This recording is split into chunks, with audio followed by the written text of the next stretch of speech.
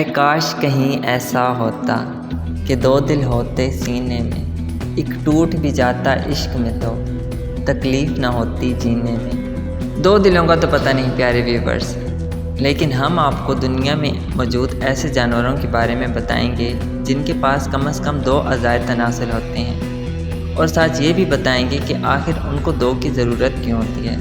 لیکن اس سے پہلے اگر آپ ہمارے چینل پر نئے ہیں اور آپ نے اب تک ہمارے چینل اینیملز ویلی کو سبسکرائب نہیں کیا تو جناب جلدی سے ہمارے چینل کو سبسکرائب کر دیں اور ساتھ ہی دیے گئے بیل کے آئیکن کو بھی دبا دیں تاکہ ہماری ہر نئی آنے والی ویڈیو آپ کو ٹائملی پہنچ سکے۔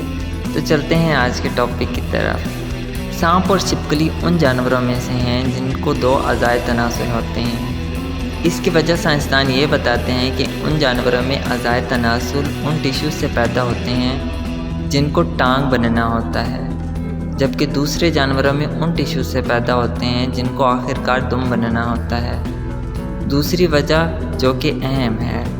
جیسا کہ آپ سانپ اور چھپکلی کو دیکھ کر اندازہ لگا سکتے ہیں، ان جیسے جانوروں کو جنسی ملاپ میں دو اعضائے تناسل سے بہت سہولت حاصل ہوتی ہے جو کہ شاید ایک عضو سے نہ ہو سکے۔